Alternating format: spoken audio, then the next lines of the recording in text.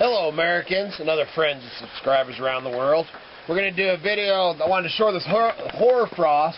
You can see it up on the trees, and you're going to hear it in here. We're going to do a video in here on eBay and sales and stuff like that. But you're going to hear it hitting the roof, so that's what you're hearing in the background. So let's go sit down in there. Alright, so we come back in here. We thought we'd, a long way away from this. Thought we'd come back in and talk a little bit about eBay and online sales and stuff like that. We ain't, like I said, as we started, there's really, other than keeping warm and some wood carving and cutting wood and all that, not a lot. You know, no building or none of that stuff going on around here right now. So I was going to go over some eBay stuff, but I think Miss Kitty wanted to. She's not much into. You know, we've had a lot of bad experiences, you know, but eBay's just has changed so much over the 12 or 13 years we've been doing it that I guess we just don't really want to be huge promoters of saying total positive things about eBay, because there's a lot of negatives about eBay, and one's the, you know, fee-bay is what that one guy called it, and it's definitely, you know, man, we could probably live for the next year on the fees that I've paid over the last 12 years on eBay. Especially when I was selling, you know, because I sell some of my, which I'm going to start doing it again in the spring with redoing the campers and stuff, you know, and I'd sell a camper or whatever on there for, actually they weren't too bad because it was a set fee. Yeah. Yeah, I think they were set fees, you know, so you sell a camper, or I'd sell a camp trailer on there or something, you know, for $3,000 to $4,000. But I think, now that I think about it, I think it was like $150. Yeah, it was a good fee. And what were you were going to say something earlier when we decided to film it? Just covered it? Yeah. Okay, you want to hold this thing? Sure. I was just going to go over some of this. Now, this is I'll share this file with everybody. I call this my great sales. These are the ones that just blew me away. What do you, so they can see the papers. Oh, well, maybe I don't want them to see everything. But you can share, then share. I'm just gonna go over some of these. You know, this is what you can do if you go out and you hit these estate sales auctions. You know, and like I said, man, right now is the prime time. We're actually going down tomorrow to go do some treasure hunting, because I mean it's the time. It's a week or so after, like it's 2 weeks after Christmas, man. All that stuff's gonna be out at thrift stores. Then there's a big estate sale that's coming up next weekend that we'll be at. And, big flea market down the valley, which I may try to get down there too. I don't much like going down the valley. But okay, so we're gonna go over some of these.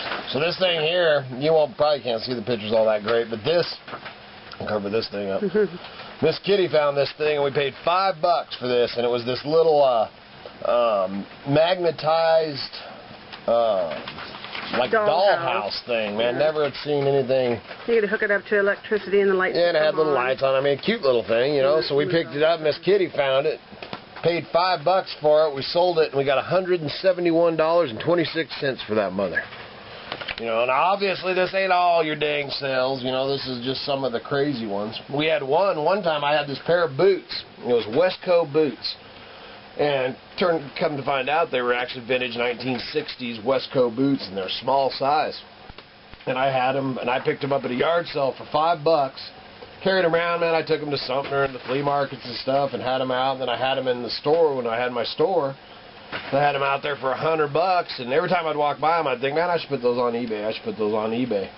So finally, you know, going around getting some eBay stuff together, so I grabbed them boots, put them on and stuff, and I ended up getting, what was it, $900 and, was it $900? I think that included the shipping. Okay, $800 and something, and a guy in Japan bought them, and then paid $100 to have them overnighted. Yeah, overnighted over there. So he ended up paying $900 and something for this pair of $5 boots. That one was awesome. And did they fit? Oh yeah, and then he got them, and they didn't even fit him. But he left us positive feedback. Yeah, and wasn't that. it? Oh, yeah.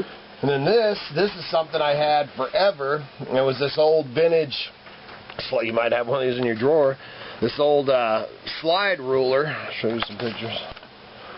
You know, and this one, I've had some other ones. I've never got another one that ever brought money like that. I've sold bunches of them, you know, I'll get 10 or 20 bucks. But this one, it had this brass and it had real glass and all this. And I put it on, man, and I'd stepped on it, man. I'd put it in my drawer and I'd tried to use it and all this stuff, you know, and just kicked around, so I put it on. Started off at $20. I ended up getting $461 for that thing. So that was another one that blew our mind. This is a pretty funny story. These little aviator glasses here. Pictures are black and white, so you can't see them all that much. But they're just aviator sunglasses, you know, real glass lenses and stuff. And this was actually at a local thrift store up here, and Kevin D was in there, and what were they, $1? $2. $2. They were $2, and Kevin D, you know, after the fact when I got them, he's all I seen those, man. If they'd been 50 cents, I'd have bought them, but I wouldn't have gave $2 for them. So man, I'm sitting there, and they sat up here by the computer for quite a while, and then there was another one of those deals. I finally threw them on. Well, it turned out they were vintage Vietnam military-issued sunglasses, and which I knew none of that when I bought them, obviously.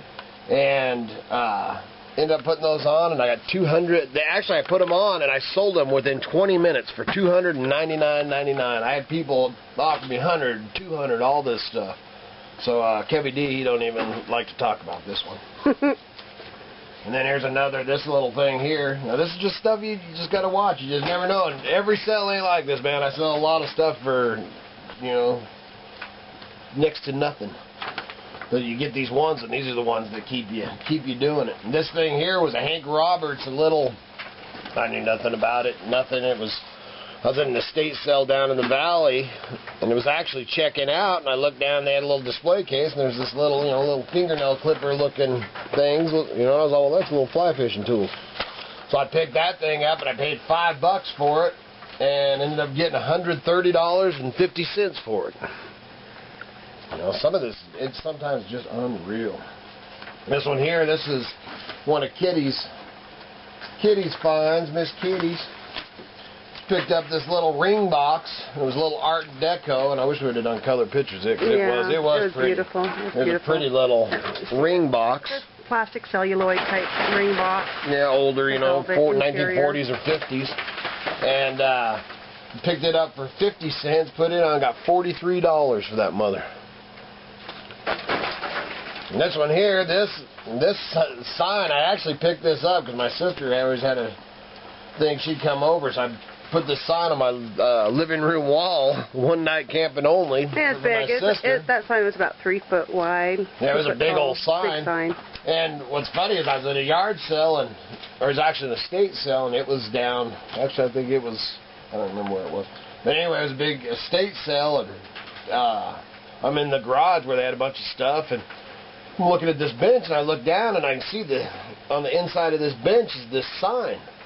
And I'm like, hey, you know, we sell that sign right there? And the guy's all, sure, $5. So, man, I just, boom, kicked it off there and gave him the $5, hung it up in my house forever. And decided, you know, when we were getting ready to buy this place and move up here, put it on, and we ended up getting $338.20 for that mother.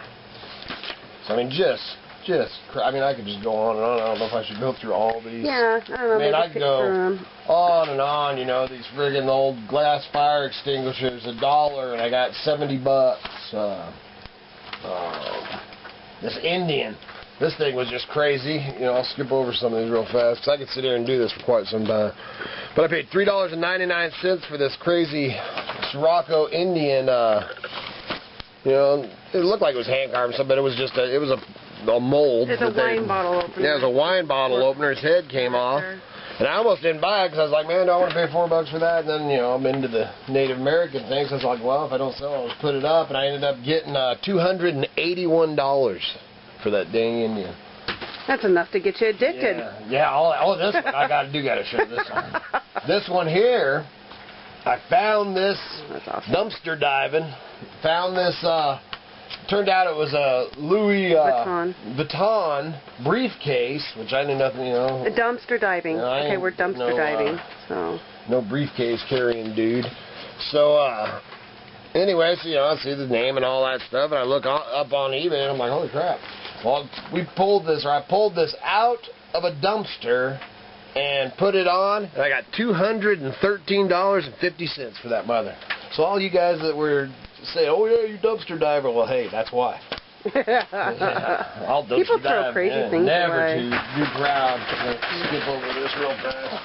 Find some good ones. Well, we really didn't have nothing else going on. All this time. Let's see. I was thinking if there was any in my trailers and stuff. But really, I just wanted to go. You know, that's the addiction. Once you have some of those, man, it's pretty addicting. And Trying to put that back in order? Is that what you're doing? I don't know what I'm doing here. Yeah, I could tell. Crazy. But so really, we just didn't have nothing else to talk about, so I thought I'd go over that because I said I wanted to start sharing more of the. Jeez. There you go. Is that better? Delicious. But so we just wanted to share, some of that.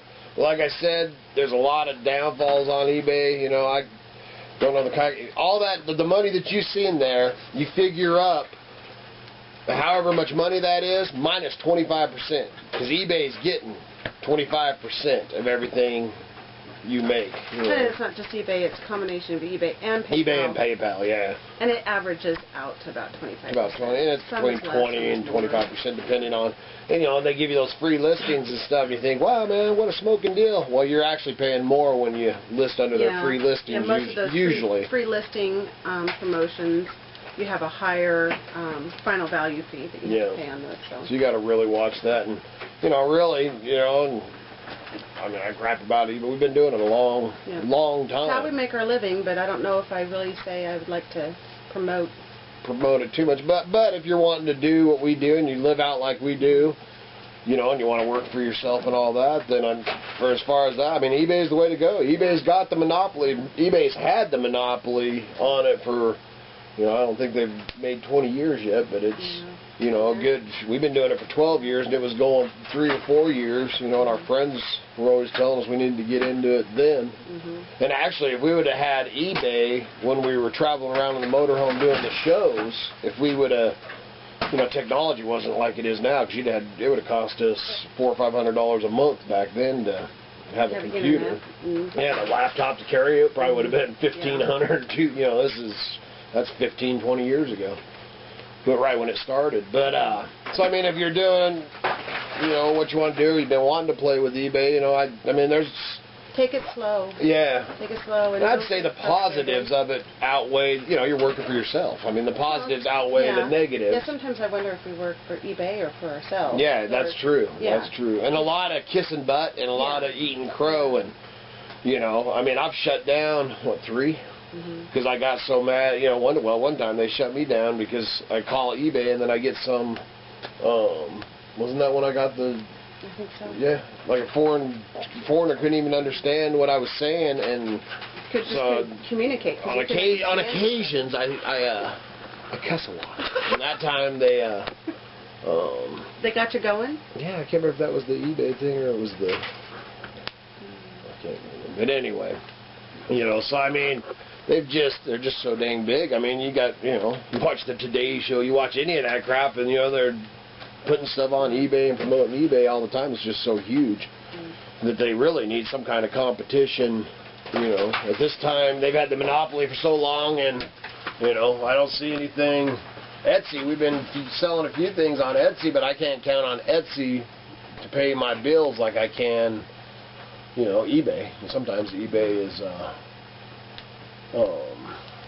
you can't count on it either. Sometimes it's a panic attack. There's no guarantee that just because you list something, it's going to sell. And don't think because you're, online and stuff, I mean, you still get the jerks, man. We still deal with a lot of, like I say, you eat crow, and Miss Kitty does all the communication and stuff, because I'd have a lot more negative feedbacks and stuff than I do, because, man, they just irritate me. Try to get something for nothing, but for the most part, it's a positive, good way to make a living. And if you've been thinking about doing it, man, like I said in this last video or whatever, now's the time, to definitely give it a whirl. And other than that, what else just like I said, just carving and keeping warm and waiting for spring. Yeah, we talk about sharing our eBay experience and stuff with people, but I don't really know what people are needing to know to make their decisions if they want to do eBay. If I could share shipping tips and things like that. She thought about doing a video. Well, if you're doing it and and you're getting into it, that's where we actually, which Miss Kitty's mastered it now. I mean, that's the shipping thing is the huge one. You know, we get behind stuff, and that's a lot of time. Then they've got the star rating. You know, we'll get behind. You know, because you got to get wood. You know, just life. The roof caves in. Right, or whatever. You know, whatever is going on. So you get behind on your, death in the family. You know, sick kids or whatever. You get behind on that shipping, and it's just like people.